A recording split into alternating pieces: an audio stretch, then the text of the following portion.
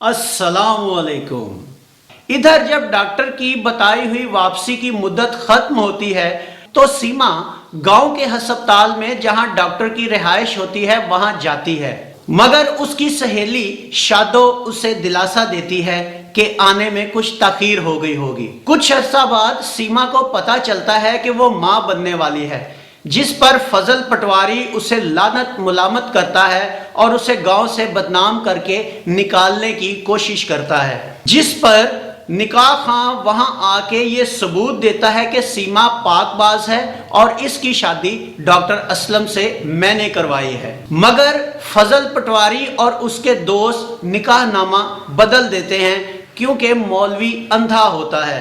इस पर पंचायत सीमा को गुनाहगार और बदकिरदार करार दे देती है और उसको भूखा प्यासा बंद कर देते हैं। जहां वो असलम की याद में बेकरार रहती है, उसकी सहेली वहां उसे चोरी छुपे खाना पहुंचाने की कोशिश करती है, मगर फजलदीन उसे पकड़ लेता है और डांट फिटकार कर उसे वहां से भगा देता है। फजलदीन पटवारी बार बार सीमा को वहां से जाने का कहता है, मगर वो इनकार कर देती है और ये कहती है अगर मैं चली गई तो मेरा गुनाह पक्का हो जाएगा, लिहाजा मैं यहाँ रहकर डॉक्टर असलम के वापस आने का इंतजार करूंगी। पंचायत एक दिन उससे फिर पूछती है कि उसके साथ इस गुनाह में कौन शरीक है, मगर सीमा नहीं मानती। इसी दौरान पटवारी और उसके दोस्त सीमा को कहते हैं कि वो किसी का भी नाम ले ले और उसको पकड़वा दे, मगर सीमा इनकार कर देती है। इसी दौरान फिरोज अचानक वहां पे आ जाता है और जबरदस्ती सीमा को पानी पिलाने की कोशिश करता है, जो कि काफी दिनों से भूखी प्यासी होती है। इस पर गांव वाले उसे जदोकोब करते हैं। फिरोज जख्मी हो जाता है और इसी दौरान चिराग जो कि शहर से वापस आता है और बदल कर एक अच्छा इंसान बन चुका होता है, वो सीमा से माफी मांगकर उसे वापस ले जाना चाहता है। थोड़े से इनकार और रद्दोकद के बाद और फिरोज के समझाने पर सीमा मान जाती है। 1 साल गुजर जाता है और इसी दौरान 1 साल के बाद डॉक्टर असलम वापस आ जाता है और मां को बताता है कि उसने 1 साल पहले गांव में शादी कर ली थी, जिस पर उसकी मां उसे गुस्सा करती है और उसे कहती है कि अगर तुम्हारे बाप को पता चल गया तो वो क़यामत बर्पा कर देगा। लेकिन जब उसके बाप को पता चलता है तो वो इस बात को फराख दिली से कबूल कर लेता है। डॉक्टर असलम खुशी खुशी सीमा को लेने गांव पहुंच जाता है। इसी दौरान चिराग बीमार फिरोज को लेकर डॉक्टर के घर पहुंच जाता है और उनके साथ सीमा और उसका बच्चा भी होते हैं। इधर फजल पटवारी असलम को बताता है कि सीमा के फिरोज के साथ तल्लुकात थे और वो उसके साथ भाग गई। असलम दुखी दिल से वापस आता है। वापसी पर उसके घर वालों ने एक बड़ी महफिल का एहतमाम किया होता है, मगर असलम अपने बाप को बताता है कि सीमा मर गई। गांव में फजल पटवारी की अपने दोस्तों के साथ लड़ाई हो जाती है, जो उसकी हर बात के राजदार होते हैं। वो बुग्ज में आकर फजल पटवारी का घर जला देते हैं और इसी घर जलने के दौरान फजल पटवारी भी जल जाता है, मगर मरता नहीं। इधर जख्मी फिरोज की हालत बिगड़ती जाती है। सीमा और चिराग उसे हॉस्पिटल दाखिल करवा देते हैं, जहां असलम का बाप डॉक्टर होता है। डॉक्टर के पूछने पर कि क्या सीमा उसकी बीवी है, फिरोज उसे बताता है कि ये इसकी बीवी नहीं, बल्कि इसके गांव में एक डॉक्टर आया था जिससे उसकी शादी हुई थी और वो इसे धोखा देकर चला गया। डॉक्टर उसका नाम पूछता है, जिस पर फिरोज उसे बताता है कि उसका नाम असलम था। डॉक्टर घर जाकर अपने बेटे असलम को हॉस्पिटल भेजता है, जिस पर डॉक्टर असलम हॉस्पिटल आता है, लेकिन वो हॉस्पिटल में आकर भी सीमा को लानत मुलामत करता है। फिरोज असलम को समझाने की कोशिश करता है। इसी धक्का पेल में डॉक्टर फिरोज को जोर से धक्का देता है, जिससे वो जमीन पर गिरकर बेहोश हो जाता है। डॉक्टर असलम सीमा को छोड़कर जाने लगता है, मगर इसी दौरान पटवारी फजलदीन जो कि जलने के बाद उसी हॉस्पिटल में एडमिट होता है, वहां आ जाता है और सीमा के हक में गवाही देता है कि वो बेगुनाह है। इधर फिरोज जो कि असलम का धक्का लगने से जमीन पर गिर चुका होता है, वो मर जाता है। سیما اور اسلم مل جاتے ہیں اور یوں اس فلم کا اختتام ہوتا ہے۔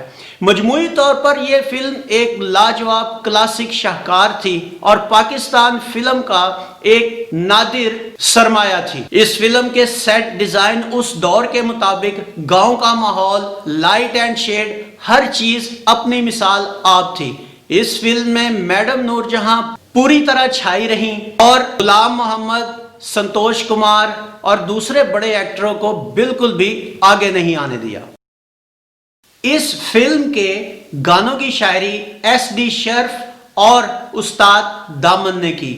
اس کی دوسری اہم بات یہ بھی ہے کہ پنجابی کے مشہور شاعر استاد دامن نے بھی اس فلم سے اپنے فلمی سفر کی شروعات کی۔ استاد دامن ایک بلند پایہ شاعر تھے جنہوں نے شاعری میں برصغیر پاک و ہند میں بے پناہ شہرت حاصل کی۔ اس فلم کے موسیقار فیروز نظامی تھے اور گلوکاروں میں صرف میڈم نور جہاں اور علی بخش ظہور کے نام شامل تھے۔ اس فلم میں کل 11 گانے شامل تھے جن میں میڈم نور جہاں کے بچ جا منڈیا موڑ تو میں صدقے تیری ٹور تو، چنگا بنایا اے سانو کچ دا کھڈونا، چن دیا ٹوٹیا وے دلاں دیا کھوٹیا، جادو کوئی پا گیا دل ساڈا آ گیا، لمیاں منزلاں دل دور کنارے، تیرے لونگ دا پیا لشکارا تے حالیاں نے حل ڈک لے، وے منڈیا سیال کوٹیا تیرے مکھڑے دا کالا کالا تل وے، وے تو بھول نہ جاویں میرے انگنے وچ چڑھیا چن۔ اور علی بخش ظہور کا بے درداں دی دنیا کولوں وکھری۔ اس کے علاوہ علی بخش ظہور اور میڈم نور جہاں کا ایک دو گانا ہس بول سونیے موسم محبتاں دا۔ ان تمام گانوں میں 2 گانے خاص اہمیت کے حامل ہیں جن میں چن دیا ٹوٹیا دلاں دیا کھوٹیا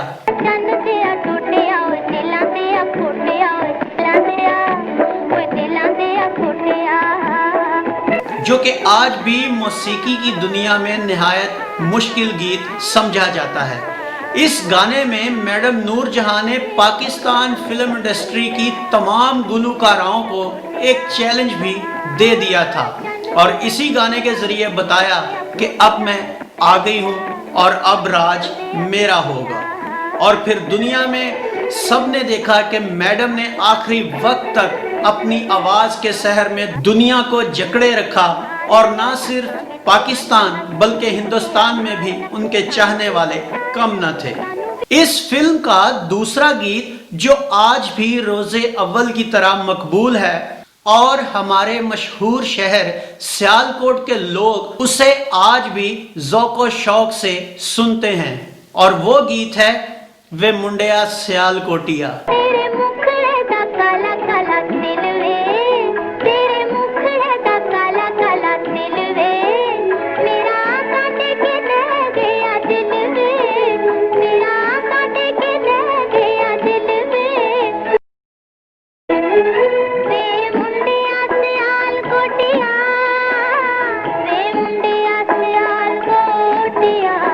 غالباً نہیں، یقیناً یہ پاکستان فلم انڈسٹری کا پہلا گیت ہے جس میں کسی شہر کو اور اس کے نام کو ہائی لائٹ کیا گیا، اور یہ دونوں گیت ایف ڈی شرف کی بے مثال شاعری اور فیروز نظامی کی شاندار کمپوزیشنز کا شاہکار تھے۔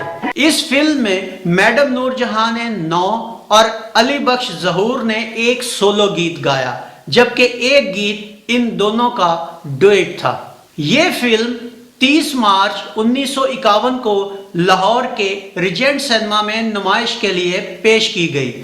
یہاں یہ فلم 18 ہفتے سینما اسکرین پر اپنا جادو جگاتی رہی اور ہٹ فلم قرار پائی۔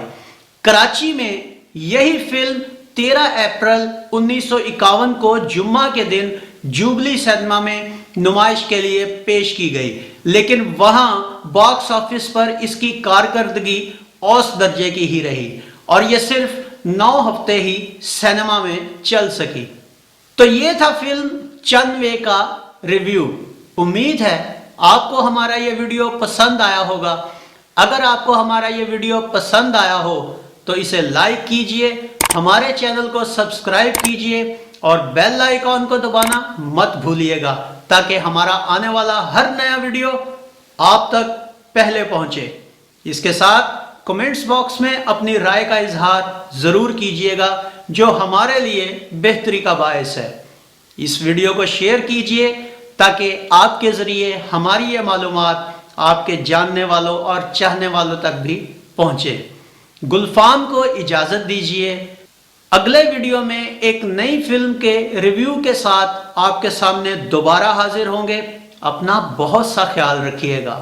अल्लाह आपका हामी और नासिर हो। अल्लाह हाफिज।